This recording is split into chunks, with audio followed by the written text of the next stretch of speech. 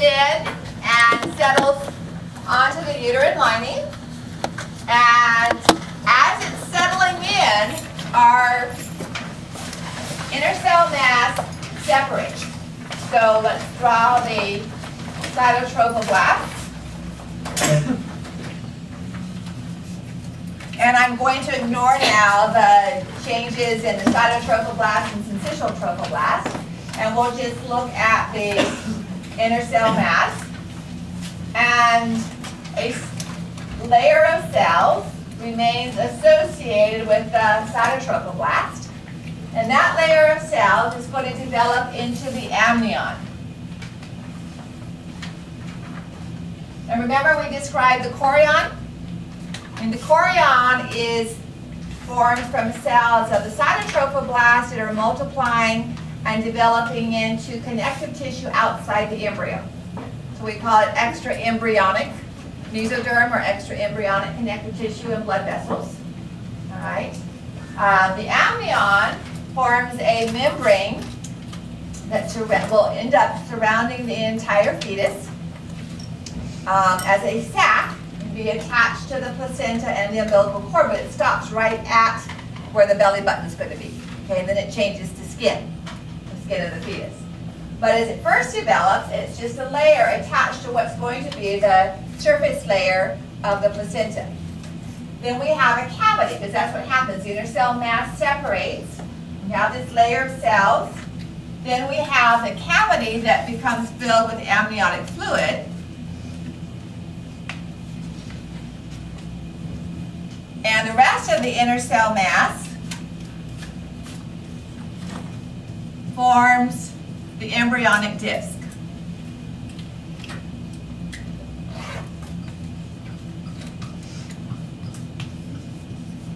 Okay.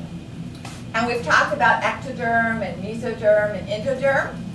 But at first, in this embryonic disc, the layer closest to the amnion is identified as the epiblast. Okay. And the layer farther away is identified as the hypoblast. Right? The epiblast is the most important. That's going to make most of the tissues of our developing embryo. So if we rotate this around and remove the blastula cells, we end up with the embryonic disc. So we have our layer of epiblast, and that's going to multiply.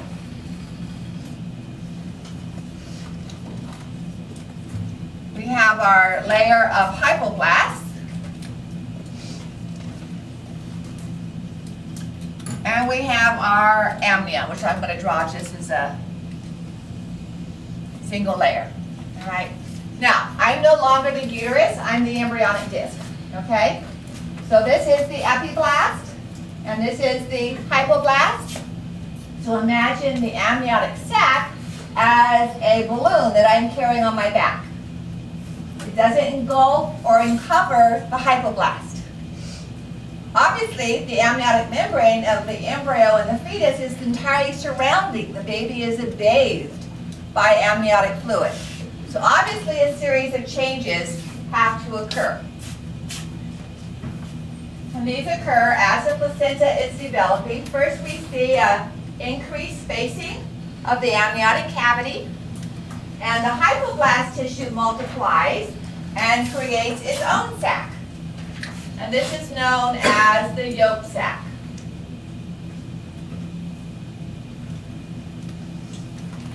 So now we have our embryonic disc with a sac above, that's the amniotic sac, and a sac below, that is the yolk sac. All right? In animals, this yolk sac is not quite as important as a source of nutrient because we have the continued supply via the uterine blood vessels. So in this image, this structure here is the embryonic disc. Right? Here is the amniotic sac found just on the back or dorsal surface, and the yolk sac found below, having developed from the hypoblast. Now let's look at something that's a little bit more familiar to us. It's looking at embryonic development. These are just further images showing the same type of component. So here they were looking down from the dorsal surface onto the embryonic disc, and the amnion has been cut, and the yolk sac is inferior. And so this is not showing the amnion or the rest of the yolk sac, just showing the epiblast and hypoblast. All right? So I will do the same thing. We'll focus just on the embryonic disc. And again, I'm not taking this all the way. Your textbook covers all the developmental changes that occur through birth. Okay, we're not going to go to all of those stages. What color was mine? Green? I don't remember what color I was, or blue. Anyway, so here's our epiblast, and I'm just going to draw a line. And remember, it forms the neural groove. Okay? And cells from here are going to migrate into the space between the epiblast and the hypoblast, and that forms this red area here, which is going to form the mesoderm. All right, so the epiblast up here is going to become the ectoderm. And as cells from the epiblast migrate down into this groove, at first called the primitive streak, they will take up residence here in the center area and will become the mesoderm. We talked about that when we talked about the gonadal ridge and the development of our early kidneys and the gonads. So this will become the mesoderm, okay? And the cells of the ectoderm actually migrate down through here and kind of push the hypoblast cells aside. What color do I want to use? And become the endoderm.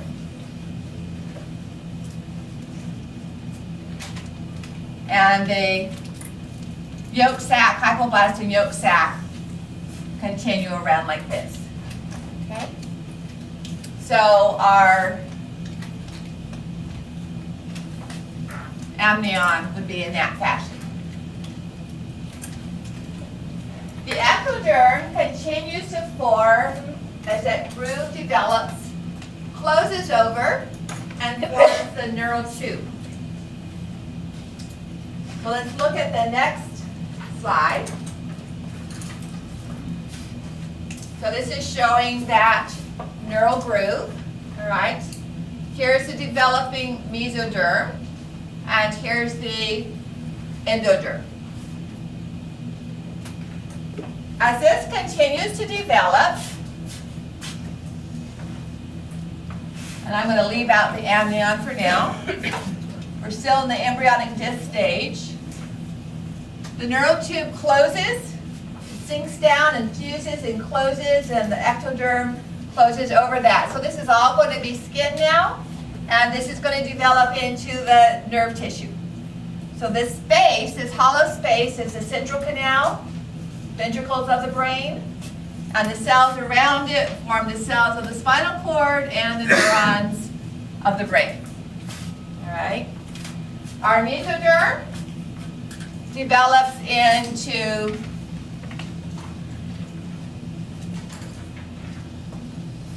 sets of muscle. Some of this mesoderm goes up into the amnion. Some of it comes down here and is associated with the endoderm. We'll follow that along. And our endoderm along here, and the yolk sac below that. All right? So ectoderm, mesoderm, the mesoderm is solid.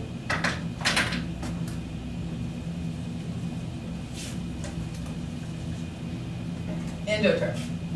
Now, as this splits apart here, this is going to become part of the skeletal muscle. Remember the somatic motor system? All right? And it's associated with the ectoderm that's going to become skin. And it'll make sense in the next picture in just a moment. This muscle that's coming down this direction, all right, is associated with the endoderm. The endoderm forms the non-cornified, stratified squamous of your mouth, the simple columnar of your stomach. It forms an outpouching that's going to develop into your trachea. And all of that epithelial tissue comes from this endoderm. All right? Now, do we have skeletal or smooth muscle around the trachea, around the esophagus, the lower esophagus, around the stomach? Smooth. So this mesoderm is going to turn into smooth muscle. All right? And so we see this. You can see here how the muscle is separating.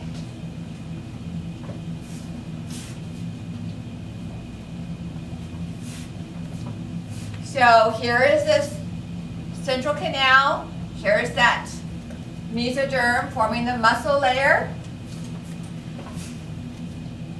We'll come back to those slides. You can see we're starting to do longitudinal folding. The embryonic disc that was flat is now starting to fold to form a cylinder. Remember that gap that we saw here? This is skeletal wall, somatic wall. This is the wall of our gut. So now follow as that fuses around. We have enclosing the gut, the lumen of the stomach and the small intestine. But there's a space around that, which remember in Bio 430 you learned about the ventral cavity. So that's with the thoracic cavity and the abdominal cavity. And think of the gut as a tube running through that. So remember the parietal peritoneum? This mesoderm is going to form somatic muscle and parietal peritoneum or pleura. This mesenchyme is going to form smooth muscle around the gut and visceral peritoneum or pleura, that simple squamous epithelium. So as we look at the next picture, this looks more like an early fetus cut in transverse section. All right, this is our gonadal ridge. Digestive tract, so say it's the small intestine. Smooth muscle, so this would be like the simple columnar epithelium of the small intestine developing from the endoderm. Here is smooth muscle of the small intestine, but on the surface, that's going to develop into the simple squamous of the peritoneum that surrounds it, what becomes the periometrium on the uterus. Here is the skeletal muscle of the abdominal wall, so your external obliques and rectus abdominis, and the skin on the outside. But on the deep surface, we have the parietal peritoneum that lines, if I opened up my abdominal cavity, would be watery and shiny on the inside of that. So this is the cavity of the abdominal cavity with its tube, and we have all three tissues form epithelium. The ectoderm forms the epithelium of the skin. The endoderm forms the epithelium that lines our organs. And the mesoderm forms the epithelium that covers the organs and lines the body cavities. So heart's going to develop in here. Gonads and kidneys from here. Digestive tract, or trachea if it grows out from the esophagus. And ventral cavity. It's hard to say whether it's the thoracic or the abdominal cavity here. All right? So that occurs, let me go back again. This is at the end of the coverage, but just let me go back again. So we see that from our embryo, as this is associated with the amnion up there, but the whole thing curves around. This is going to fuse, and this is going to fuse in the midline. So that's a longitudinal folding. And then there's also a curved folding for the fetal curvature, all right, that occurs along the other axis. So as that longitudinal. Remember I have my amnion still attached here when I was the embryonic disc? Now I'm curving this way to close in my gut and to close in my abdominal cavity. And as I do so, I'm pulling the edges of that amnion with me. So I'm taking that balloon that was on the back and making it more U-shaped. So instead of just being here, I'm pulling it around, pulling it around, pulling it around. And so now, as I do that, and this is still open here, the amnion is going to be pulled around like that. So I'm pulling it around in that longitudinal curvature. Okay. Finally, as I enclose it longitudinally, and I'm completely enclosed, then my amnion is completely enclosed too, except for where it's attached to the umbilical cord. And then the amnion up here kind of moves down as I'm doing this curvature, and then we have just the umbilical cord that's covered with amnion, and the rest of the fetus tissue is skin, developing skin.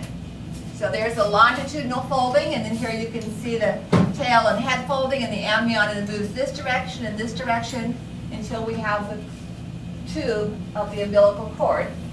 And now the embryo is completely surrounded by the amniotic sac rather than just carrying it on its back.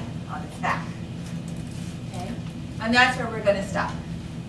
So what I want you to know from embryonic development are what these tissues become. All right, they're listed on page 142.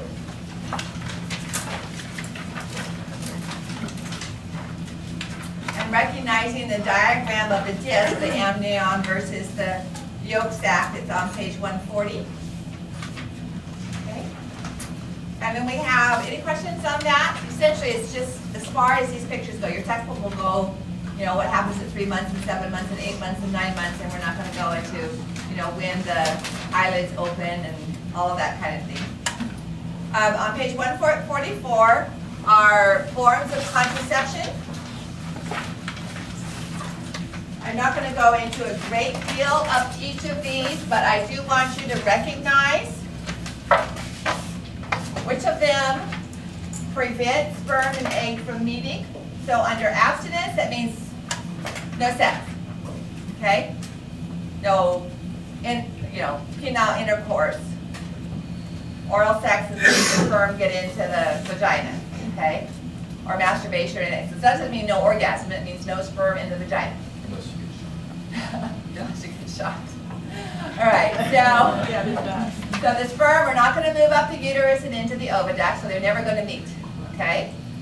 Coitus interruptus means penile intercourse, but withdrawing. So ejaculation, hopefully, occurs outside of the female reproductive tract. Now that's not quite as effective as if not having sex at all, because it might not get out in time. You might actually have some early ejaculation or sperm in the emission fluid that's still present maybe from the last time if it was just an hour or so ago. So that may or may not be effective.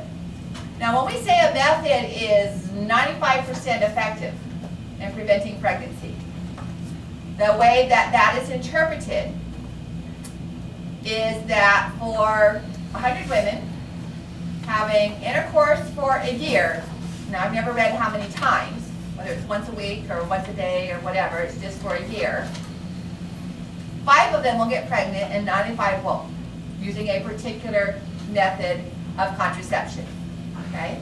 So, a pregnancy, an effective method of 89% means that 100 women per year, 11 of them ended up getting pregnant. So that's how it's interpreted. It's not, they had sex one time and 1 out of 100 is over the period of the year. Again, I'm not sure how many times intercourse actually happens for that.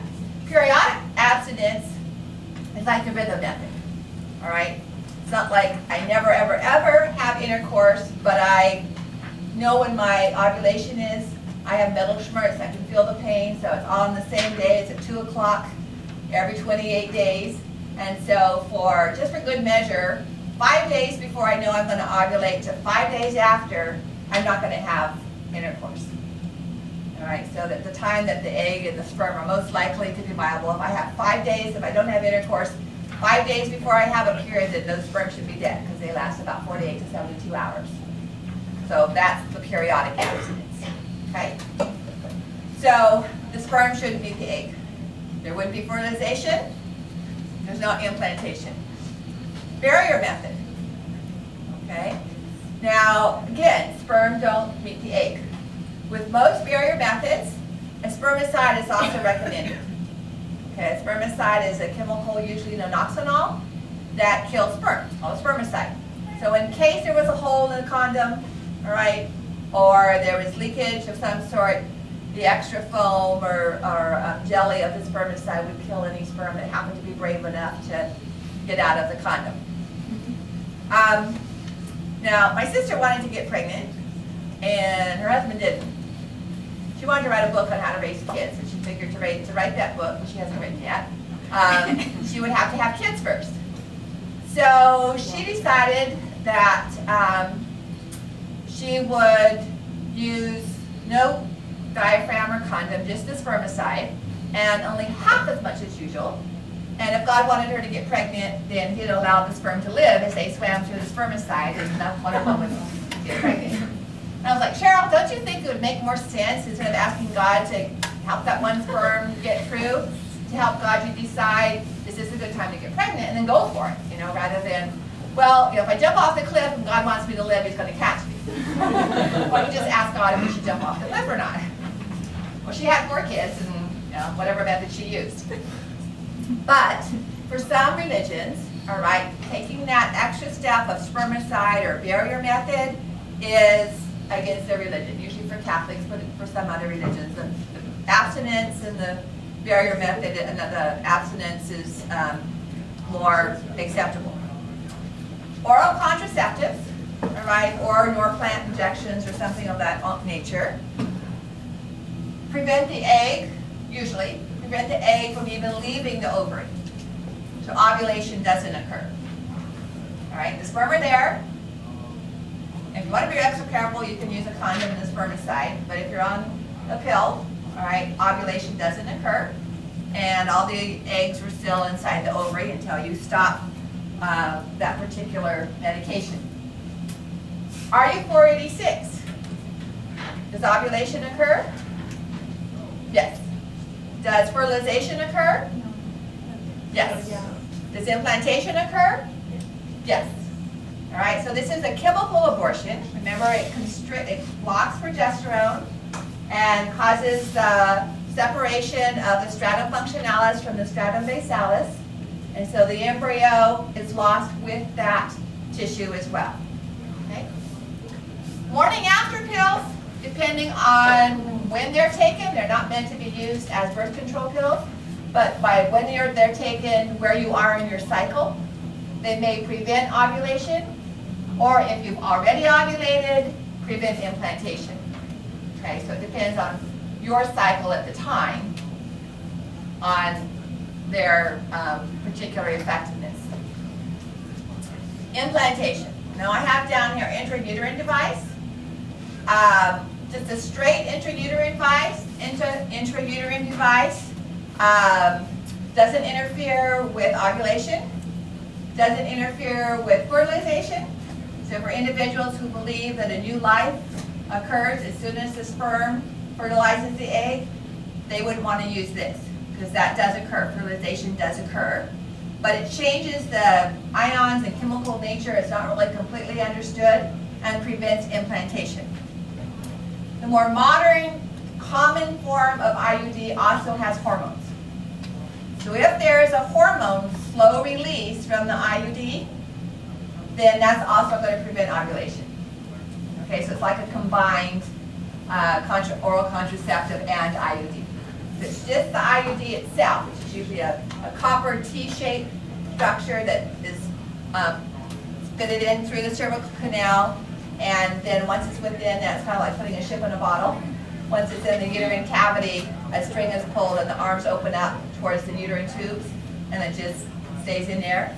until it's removed. There's a little string that hangs down in the vagina that you can feel and make sure it's still in place. It's not always effective. Babies have been born to have IUDs in their head. Like, I'm going to be born whether you want me to or not.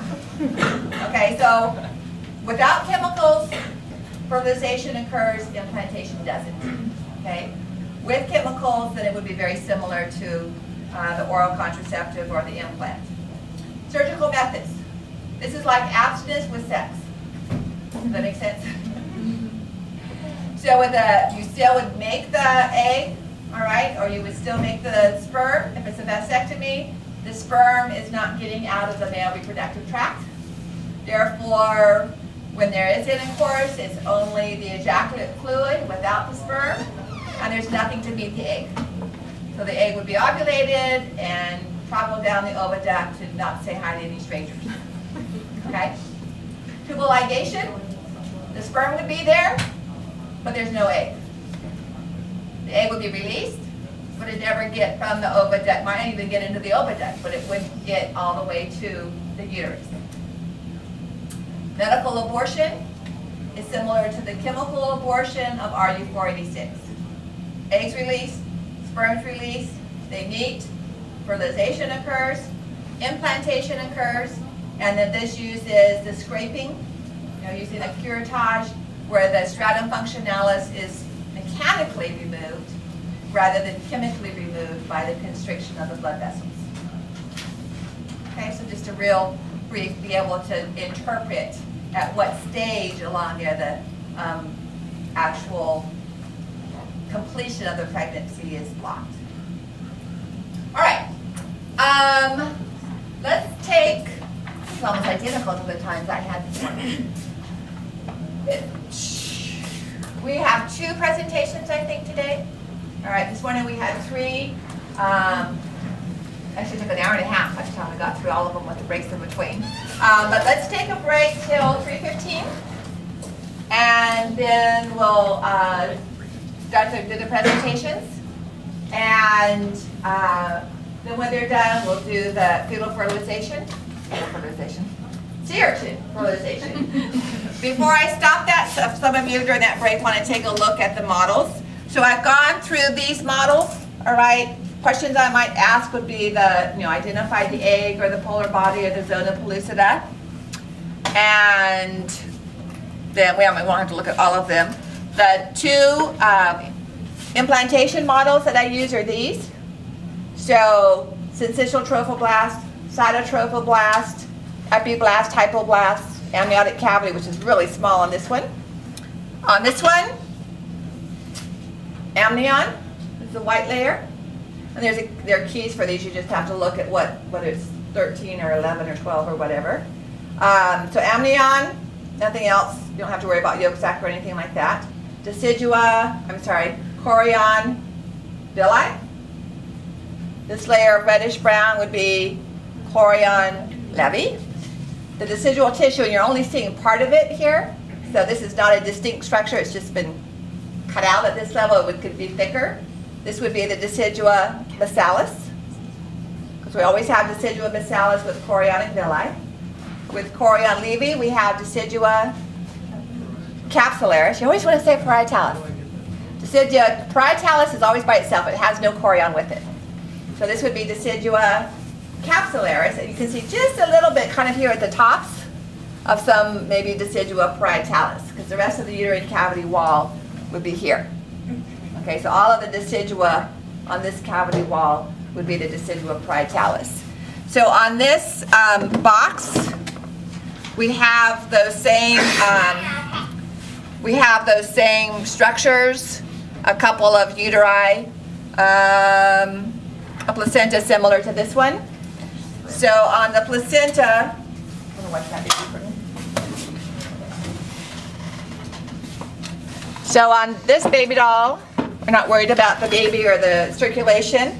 Just recognize that this would be amnion here, and covering the umbilical cord as well. You can't see the fetal surface too much, okay? But if I showed you an image of one of those placentas with the irregular bloody surface, you should recognize that that would be the decidua basalis, okay?